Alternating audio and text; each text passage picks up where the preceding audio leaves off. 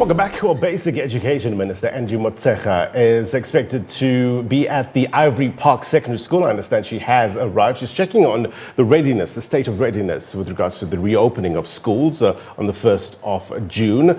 Let's go back to Mahlako Komane. I understand she's not quite ready as yet, but we'll try to catch up with our reporter Mahlako Komane covering the story for us and checking on the readiness. And maybe the minister can give us an indication nationally what the national picture is all about. Let's get you caught up with the latest numbers now with regards to COVID-19. There's been a huge increase in terms of COVID-19, and we're going to get some of the numbers as well.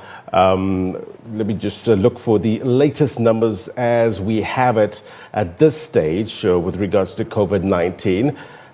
So the case numbers now has jumped. The new cases have jumped by a record 1,673, taking the overall number of infections to almost 26,000. The health ministry says 28 more people have died from the disease, and this brings the death toll to 552.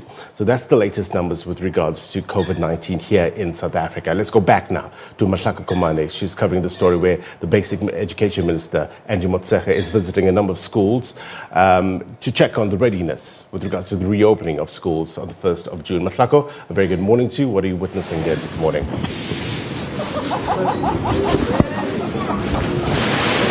Yes, good morning indeed, Blaine. We are in Olivenhage in Centurion, as close to Centurion. The Minister of Basic Education, Ms. Angie Motshekga, just arriving a few moments ago and going through what I suppose we all had to go through, the sanitization and the screening, and just taking, that record as to what is it that happened. But this is one of the 3 schools that Minister Motshekga will be visiting in anticipation for the reopening of schools next week, Tuesday on the 1st of June.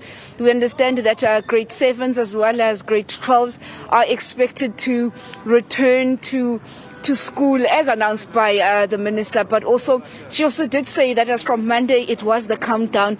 But since we spoke to her on Friday, a lot obviously taking place in terms of preparations across the provinces. But some provinces also coming out to say they're monitoring the situation. Some others saying they're just not ready. With some schools also saying that they won't meet the deadline of the 1st of June. There are financial implications for this.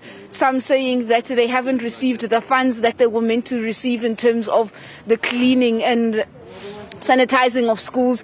And some just have not received the PPEs. So these are the questions, obviously, that we need to ask the minister. She did say this was the countdown from the 1st of June, wanting her learners as well as her teachers back in the classrooms in terms of grade 7s and grade 12s. But I mean, it's quite an eventful day in terms of what is happening with regards to education, not just the minister here, but also we know that Limpopo is also going to give us their state of readiness. They were the one province as well who also had been struggling, who had struggled as well in terms of making sure that PPEs had reached, as well as, all the protective equipment from PPEs, as well as the sanitizers and masks had reached schools in time for the 1st of June.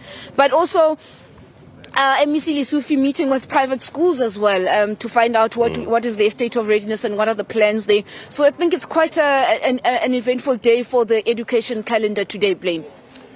So we've heard from the unions, a number of unions over the past week or so. We've heard from a number of MECs in various provinces and how they're dealing with regards to the reopening of schools. I mean, the schooling system, Mahlako, is so much more than just about education. It should be a safe and, I guess, a reliable place in terms of child protection, in terms of a form of childcare. It is a place where children get a good meal. For many South African children, it's a place where they get a good meal. It's where their skills are sharpened. It's where friendships are developed. What are parents saying with regards to sending their children back to school? Are they comfortable? What sort of sense are you getting? Have you tested the temperature of views with regards to parents? Yes, I mean, you're quite right, Blaine, when you say that the schooling environment is quite multidimensional in the purposes that it serves to various communities. And you're quite correct also when you say that, for some children, the school does serve as a safe space, and that's what schools should be. Parents, I think, some divided, some feeling like, why would we want to send, our children into the lion's den? We're going straight into winter. Obviously, you've also seen it's been cold over the past couple of days. And also what the little that parents, I suppose, know about this COVID-19, saying that to then expose children to those harsh realities, for them, some parents just not comfortable. Other parents saying, we can't hide forever. Let us send our children to school. But also educators who are obviously at the front line of what must happen in terms of the education space, also saying, expressing their discomfort in terms of the preparation and the readiness of their various departments across the various provinces. Yeah. But also we know what the terms are. The labour regulations have been. Educators also have a right to a safe space.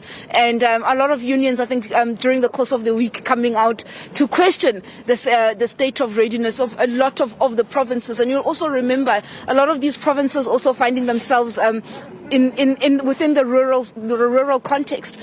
Quite important, what is the reach? I mean, it's not just PPEs. Some saying we haven't even gotten water.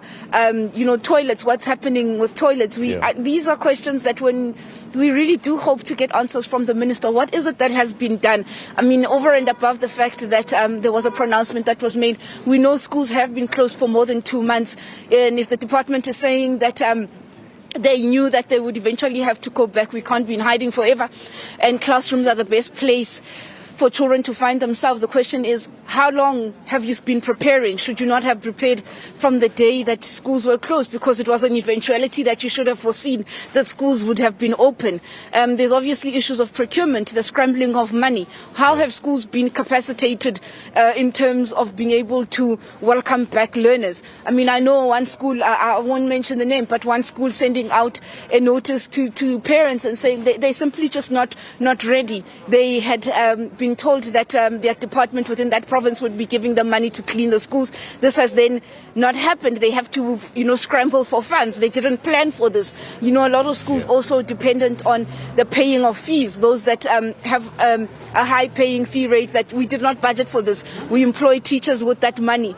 It's that scrambling of the funds, saying they'll only get their reimbursement later on from the department in terms of having to clean the schools. They haven't even received PPEs. I mean, this is a school in Gauteng, and we know that MEC Lesufi had said that by Friday, which is tomorrow, that he expects his teachers back at work. So, I mean, the sector is big. We really do need a proper breakdown, and I think to put parents at ease, it's very easy to come and visit schools like this. What happens in schools where the infrastructure isn't as great? Schools that are in far outstretched areas. I mean, those are the schools that we actually need to also be visiting. You're quite correct. Children deserve to be safe at schools.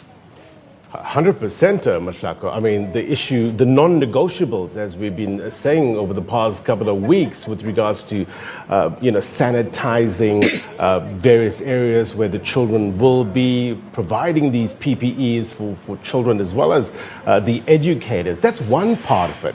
What about the mental state of children? A lot of children some are coping well with being at home, others are not. This transition from being at home for almost 2 months to getting back to the swing of things in school will be hard on some children. I wonder what sort of conversations are being had with regards to providing mental support for children. I mean, it's hard for you and I to cope with uncertainty navigating through this coronavirus, various aspects of coronavirus. I can imagine how difficult it would be for these children. Are you hearing anything from either the department, maybe the minister can answer this, or various role players in this space in terms of providing that mental support for children?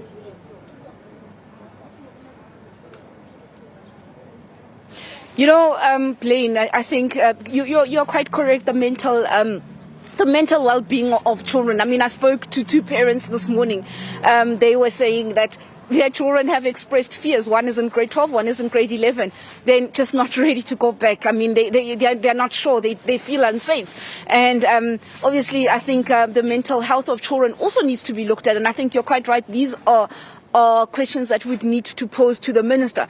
But the problems are different across the various landscapes as we find ourselves, whether it's rural, whether it's urban, whether it's in the townships, semi-urban, in terms of what are the challenges. Some children feel they need to go back to school. This is where they're able to learn. This is where they're able to be fed. This is where they feel safe. This is the safest place that they can find themselves. They know they'll eat. They know that their minds will be enhanced. Other children, perhaps feeling they're much safer at home, but the conditions are conducive perhaps for them to be at home. So I think it really does become a balancing act.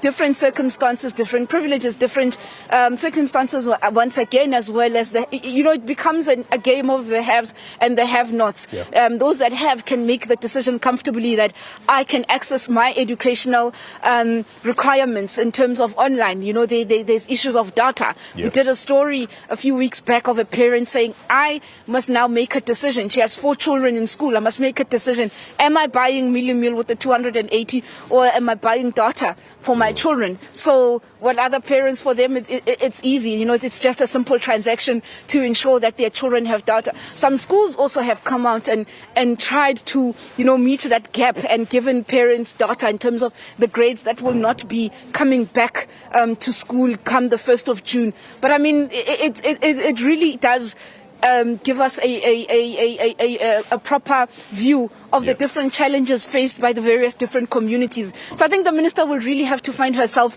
performing a balancing act, but not just the minister as well. I think the MECs who are directly responsible for what is happening in the provinces. But I think a lot of parents saying that is it not too early? Others feeling, let's go back to school. Back to you, Blaine. Difficult challenges, difficult decisions. Mahlako, thank you very much indeed for your reporting. When you have the minister, get into my ear. We'll put you back on air and get the latest with regards to the state of readiness in terms of reopening of schools. Mahlako Komane, live for us there. Thank you.